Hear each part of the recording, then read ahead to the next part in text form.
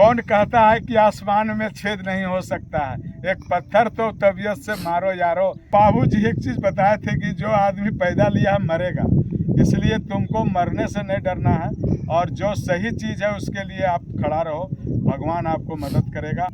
पुराने टोपो सीट का नक्शा देखिएगा तो उसमें स्पष्ट लिखा हुआ है लोमस ऋषि, श्रृंगी ऋषि, सारे ऋषि का लिखा हुआ है, तो इसको उन्होंने लिखा नहीं। मुख्यमंत्री जी को भी स्मार दिए कि सारा साक्ष्य दे रहे हैं, शायद अब सरकार मेरे द्वार आई है तो शायद हम लोग की बात को सुनी जाए।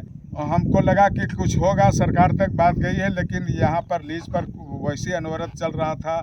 पहले 100 गाड़ियाँ निकलती थी, 200, 300, 400 गाड़ियाँ निकलना शुरू हुआ। आगे बढ़ो, आपका आस्था काम देगा, आपका आत्मबल काम देगा, आपका कागज काम देगा, आपका कानून काम देगा। बहुत कम लोग हैं खराब वाले, अच्छे लोग ज़्यादा हैं, इसलिए ज़्यादा सहज हुआ। आप हम मान लीजिए कि इसी से कुछ लोग जुड़े हुए हैं तो क्या 1% भी नहीं होंगे। नमस्कार, मैं अशोक प्रियदर्शी। आज हम एक पहाड़ी पर हैं और ये पहाड़ी कोई आम नहीं है, ये लोमस ऋषि पहाड़ी है। ये रामायण कालीन पहाड़ी है। इसका अस्तित्व बहुत संकट में था। इस पहाड़ी कह सकते हैं कि ऋषियों की जो पहाड़ी है, लोमस ऋषि और बगल में जागवल ऋषि, दोनों ऋषि पहाड़ियों का अस्तित्व संकट में था, उनकी जान आफत में थी। कह सकते हैं जहाँ पे तपस्या करते थे वो खत्म होने वाली थी और उस पहाड़ी के अस्तित्व को बचाने में ये कामयाब रहे हैं। और इनका नाम है विनय कुमार सिंह, एक सामाजिक कार्यकर्ता हैं, इस इलाके के काफ़ी जाने माने व्यक्ति हैं और ये मुखिया भी रहे हैं। लेकिन मुखिया से ज़्यादा इनका सामाजिक जो रुचि है, जो पुरातत्व प्रति जो रुचि है वो दिखता है। और इसी के यही कारण है कि आज लोमस ऋषि और जागवल ऋषि पहाड़ी अब लोगों को देखने के लिए बच जाएगा, क्योंकि ये खनन कारोबारियों, सरकार के भ्रष्ट सिस्टम और खनन कारोबारियों का ये भेंट चढ़ गया था, जिसके चलते खाई के रूप में तब्दील होते जा रही थी। तो इसको लेकर के कई जगह अधिकारी और सब जगह लड़ाई लड़े। उसके बाद भी जब बात नहीं बनी तो हाईकोर्ट गए और हाईकोर्ट में जब फैसला हुआ उसके बाद फिर पर्यटन विभाग को निर्देश मिला है इसको विकसित करने के लिए। तो हम इन सब सारी पहलू पे इनसे आज हम डिटेल में बात करने वाले हैं, आपको बताने वाले हैं कि कैसे इन्होंने साहस दिखाई, कैसे इनको प्रॉब्लम आया, क्या क्या परेशानियां आई, जिसको कैसे झेल पाए और कैसे इसमें जीत दर्ज कर पाए। तो पहले तो हम आपको बहुत बहुत बधाई सर कि आप धन्यवाद आपको। हाँ, आपको भी मेरा बहुत बहुत धन्यवाद। यह लड़ाई 2007 से शुरू हुई। हम उस समय दिसंबर 2007 में उससे पहले हम यहाँ के मुखिया थे।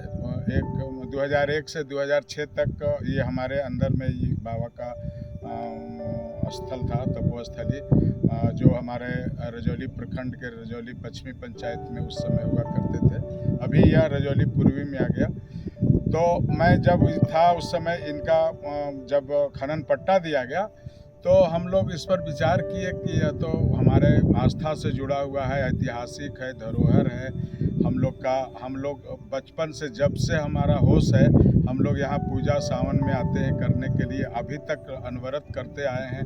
हर एक सावन को हम लोग यहाँ जौनार करते हैं, हवन करते हैं और उसके लिए कि हमारे यहाँ पर्याप्त वर्षा हो और हमारा धान और हमारा सारा फसल बढ़िया से हो। जब यह बात आई तो हम लोग उस समय हमारा कार्यकाल ख़त्म हो गया था, मुखिया नहीं रहे थे, तो हमारे बीच लोग आए। हम चूँकि मुखिया यहाँ के उस समय भी थे तो सरवसपुर के गांव के काफ़ी लोग मेरे पास आए कि यहाँ पर इस तरह से ज़ोरों से ब्लास्ट करता है हमारा बैल, हम लोग घर डर से रहते हैं, पूरा घर कंपन होता है, हम लोग कैसे ज़िंदगी जिएंगे, क्या करेंगे।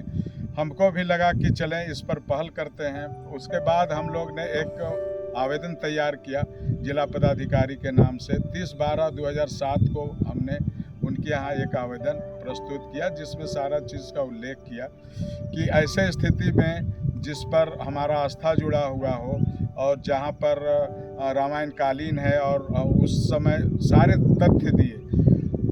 राजा शाही जी के समय इनके यहाँ पर एक पुजारी नियुक्त हुए थे जो 1871 का दस्तावेज निकाले।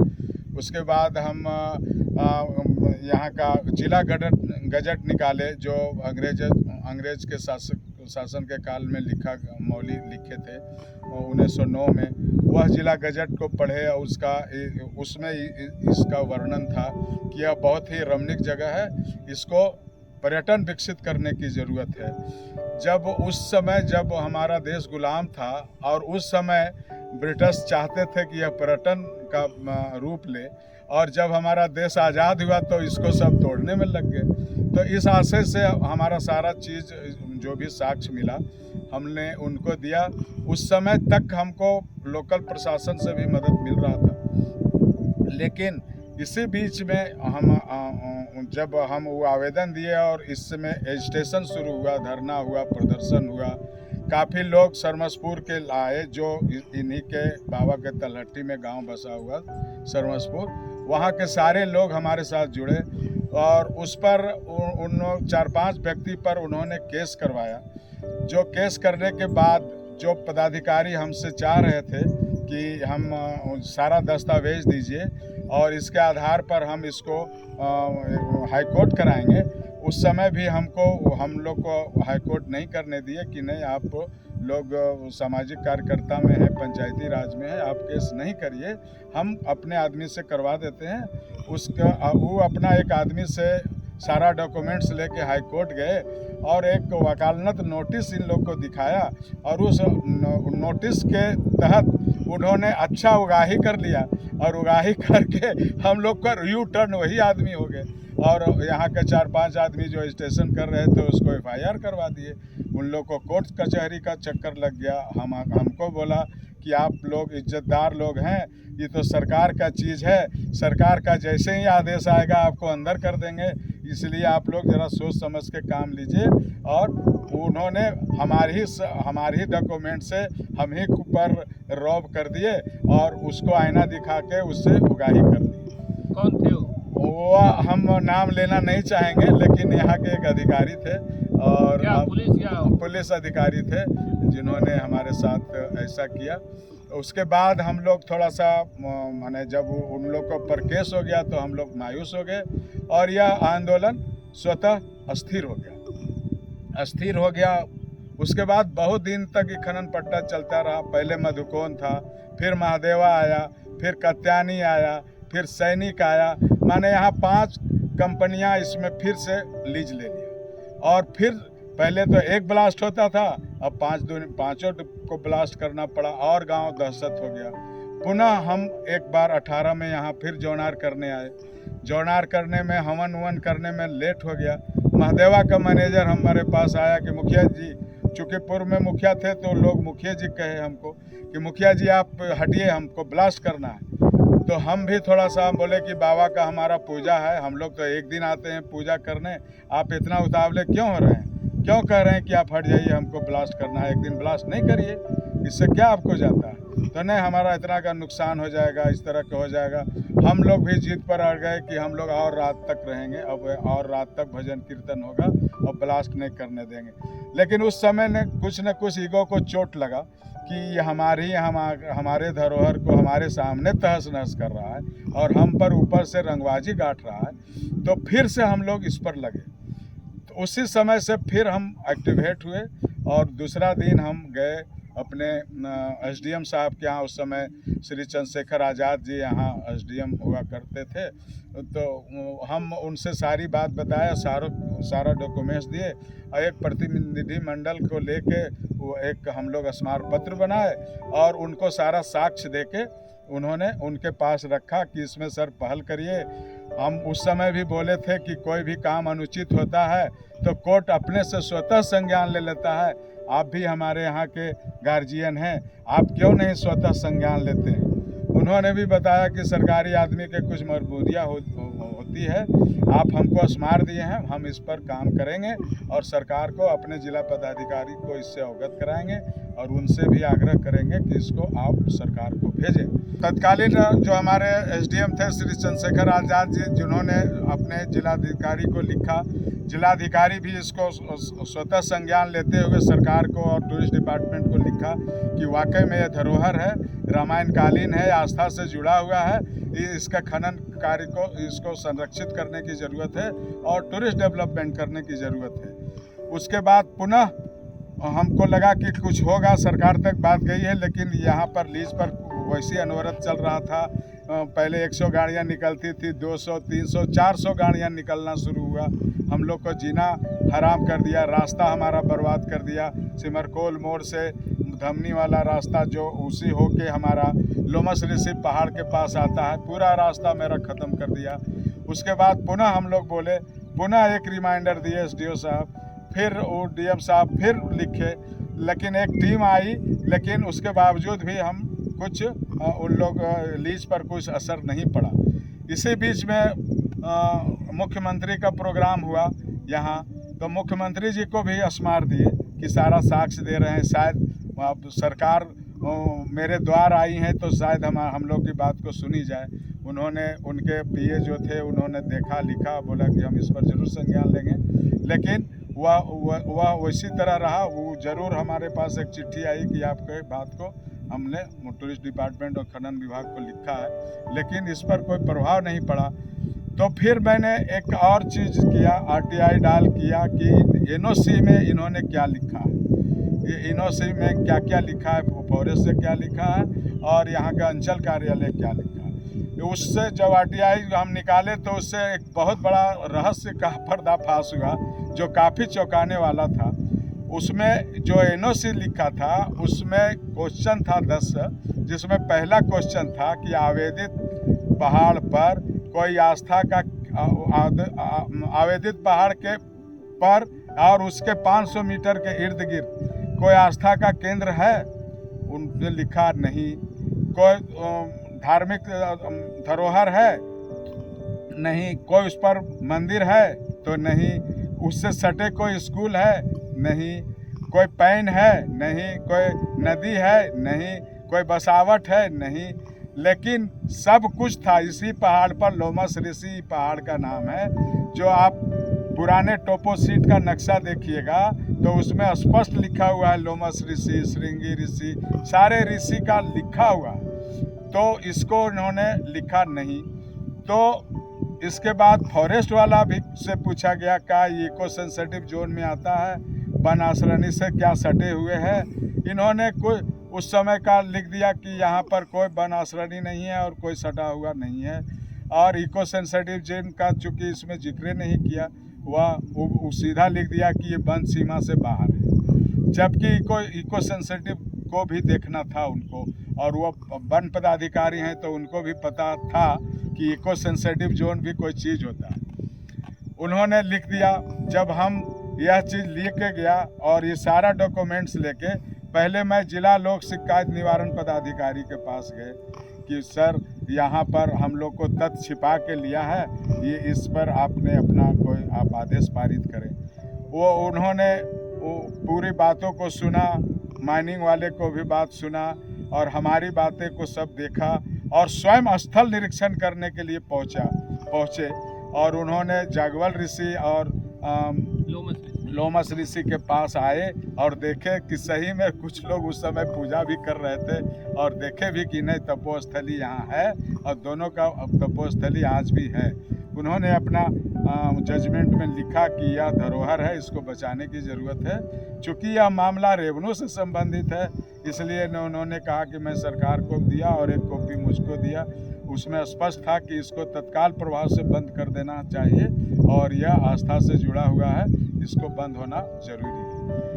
इसके बाद फिर भी जब कोई काम नहीं हुआ तो संजोग कहिए, कृपा कहिए, हम इसको कृपा मानते हैं लोमस ऋषि बाबा का, कि हमारे एक कॉलेज के ज़माने में 1975 से 1979 में हम सेंट कोलंबस कॉलेज के विद्यार्थी रहे थे।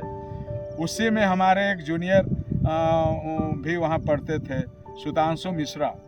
वो हमारे पास आए। जब वो वकालत कर रहे थे तो हमारी बहुत दिनों के बाद, कॉलेज के बाद उनसे भेंट हुई और यह मालूम हुआ कि हम हाई कोर्ट में वकालत करते हैं। तो मेरी बाँछें खिल गई और मैंने उनको सारा चीज़ बताया। उन्होंने कहा भैया यह केस लड़ेंगे, आप आइए, हम इसको PIL दर्ज करिए। हमने सारा चीज़ लिया। चूँकि वह थोड़ा सा शरीर से अस्वस्थ हैं तो अपने सहयोगी के रूप में सिक्योरिटी शरण पांडे जी को इसमें रखे और उसके बाद हम लोग जो साक्ष्य जुटाना शुरू किए, तो पहले ही साक्ष्य में जब हमारा उन्होंने फरियाद दायर किया हाई कोर्ट में चीफ जस्टिस के पास और एस कुमार जज थे, वो दोनों के बेंच पर पहले ही दिन सारा तथ्य देखे और उन्होंने स्टे लगा दिया। स्टे लगाने के बाद ये पूरा हम लोग बहुत खुश हुए और पूरे हमारे इलाका में यह बहुत बड़ा हमको लोग जब इस स्टे लेके आए तो फूल माला से हमको लादा और भूरी भूरी प्रशंसा किया, जिससे हमारा और उत्साहवर्धन हुआ। इसी बीच हम लोग का उसी समय काफ़ी हम लोग पर माने दबाव आया, लोभ आया कि आप हट जाइए, आपको इससे क्या लेना देना। हम बोले कि नहीं, आदमी जो पैदा लिया है वो मरेगा, लेकिन हम जीते जी नहीं मर सकते हैं। आपको जो करना है करिए, हमने पैसा के लिए किए हैं, यह हमारे आस्था से जुड़ा हुआ है। हम बचपन से यहाँ से जुड़े हुए हैं। जब से हमको होश हुआ है, दादाजी बाबूजी के साथ पूजा में, जोनार में, हवन कीर्तन करने में यहाँ आते रहे हैं, आज तक आते रहे हैं। आज भी यहाँ आके बैठे हैं तो बाबा के तपोस्थली के बगल में बैठ के हम आपसे बात कर रहे हैं। उसके बाद स्टे के बाद उन्होंने एक डेट दिया उन लोगों को कि अपना पक्ष रखिए, तो उसमें पक्ष रखने में उन लोगों का वही रहा कि आपके तरफ से हमारे तरफ से कोई सपोर्टिंग एफिडेविट नहीं आ रहा है, आपको कोर्ट को साक्ष्य चाहिए। तो मैंने उनसे कहा कि सारा साक्ष्य दिया हुआ है और लड़ाई जिससे हो रही है वो हमारे पक्ष में किस आधार पर देंगे, हमारे पक्ष में एफिडेविट किस आधार पर देंगे। लेकिन हम प्रयास कर रहे हैं, हम ज़रूर उन लोगों को बाध्य करेंगे कि उसमें आवे।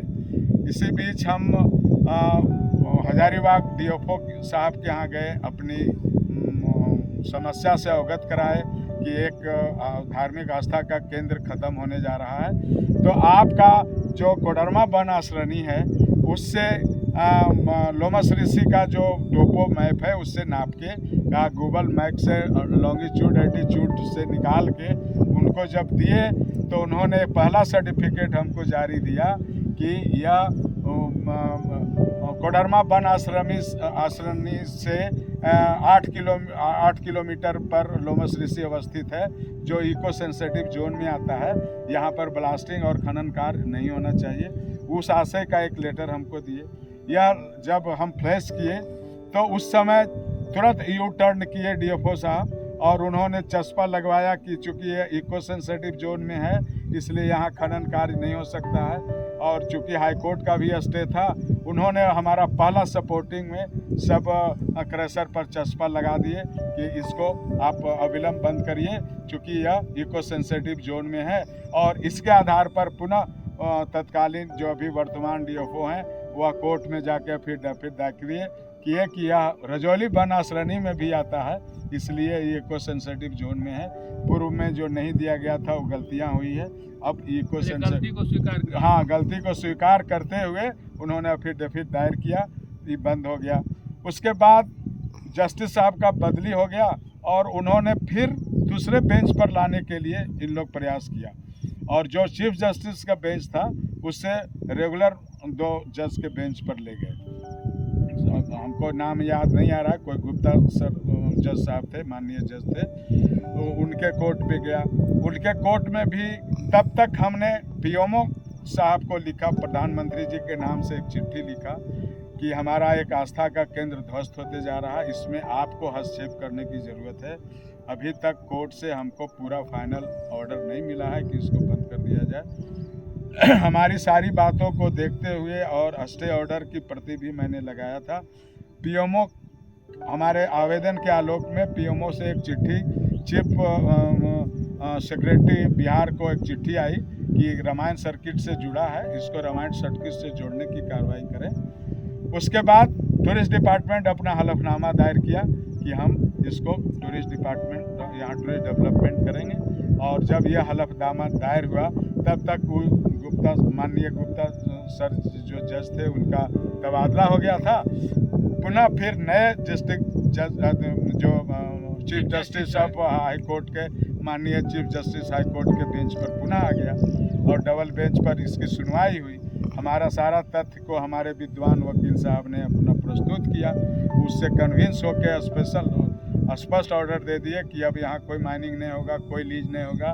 डीएम और जो पर्यटन विभाग जो एफिडेविट दायर किया है उसके आलोक में इन्होंने वहाँ का पर्यटन विकसित करें और जो आप कहा है वो अपना काम करें। और 18/9 को या 2023 को यह आदेश हुआ और हम लोग आज इसी बाबा को अपना स्नेह लेने के लिए पुनः कि और आगे की काम पर्यटन विकास बढ़िया से हो जाए, इसके लिए बाबा शक्ति दीजिए और यह काम हो जाए। इसका पूजा अर्चना करने के लिए आए और उन्हीं के तपोस्थली के पास से यह मैं अशोक प्रियदर्शी जी को मैं अपना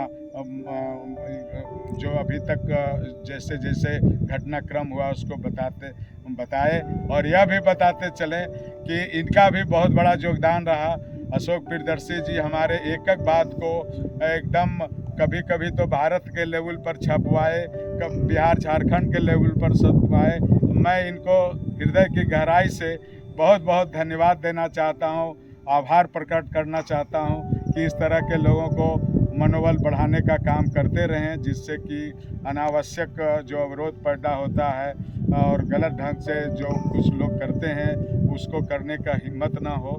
और सवाल एक सर बड़ा सवाल है कि इतना बड़ा खनन माफिया था, वो चाहता तो आपके साथ कुछ भी कर सकता था, तो आपको डर नहीं लगता? हमको बाबूजी एक चीज़ बताए थे कि जो आदमी पैदा लिया है मरेगा, इसलिए तुमको मरने से नहीं डरना है और जो सही चीज़ है उसके लिए आप खड़ा रहो, भगवान आपको मदद करेगा, आत्मबल आपको मदद करेगा।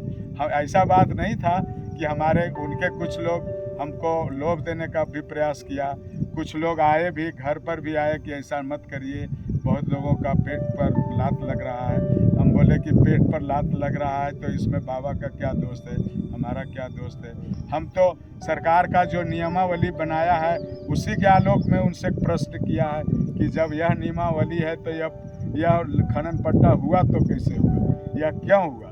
और तहे दिल से मैं अपने मित्रवत वकील साहब जो पटना हाई कोर्ट में वकालत करते हैं, सुधांशु मिश्रा जी और बिस्केटी शरण पांडे जी को कोटि कोटि प्रणाम करना चाहता हूं। चूँकि वह हमारे जूनियर हैं, प्रणाम मैं इसलिए करता हूं कि चूँकि हमारा सनातन संस्कार है कि हम ब्राह्मण को गोड़ लगी बोलते हैं, हम गोड़ लगी उनको बोलते हैं, प्रणाम करते हैं कि इस तरह से उन्होंने कभी प्रोफेशनल हमारे साथ नहीं आए, उन्होंने एकदम समझिए कि मुफ्त में हमारा सेवा दिए और इस मुकाम तक पहुंचाए। मैं उनको मरते दम तक तहे दिल से शुक्रिया अदा करना चाहता हूं और भगवान उनको आगे ले जाए।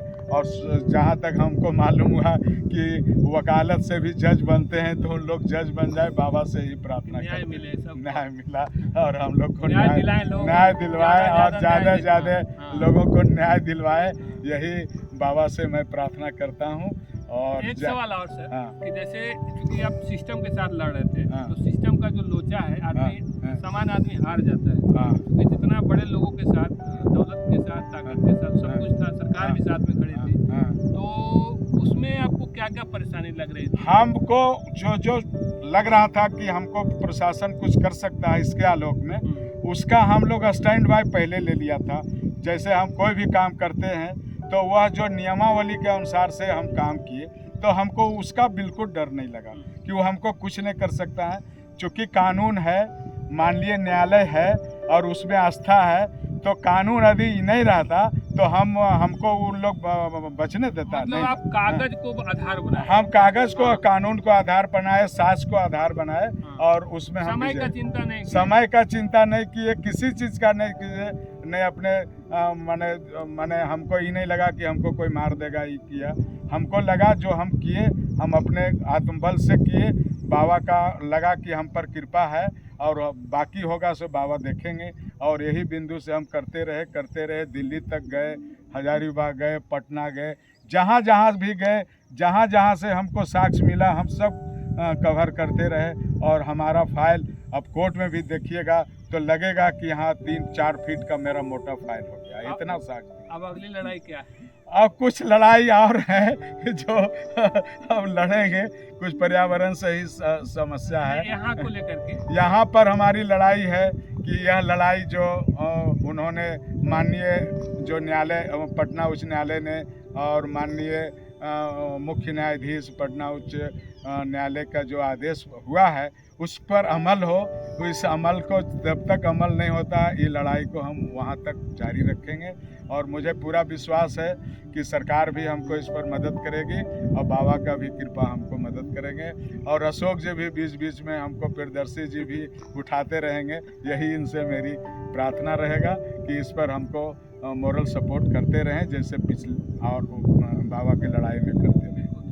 तो आपकी बातों से हमको लगता है कि जो धरोहर प्रेमी हैं या जो भी लोग सोचते होंगे कि हम कमज़ोर हैं, हम लड़ाई नहीं लड़ सकते हैं, तो आप एक उदाहरण बन सकते हैं लोगों के लिए। हम तो यही कहेंगे कि कौन कहता है कि आसमान में छेद नहीं हो सकता है।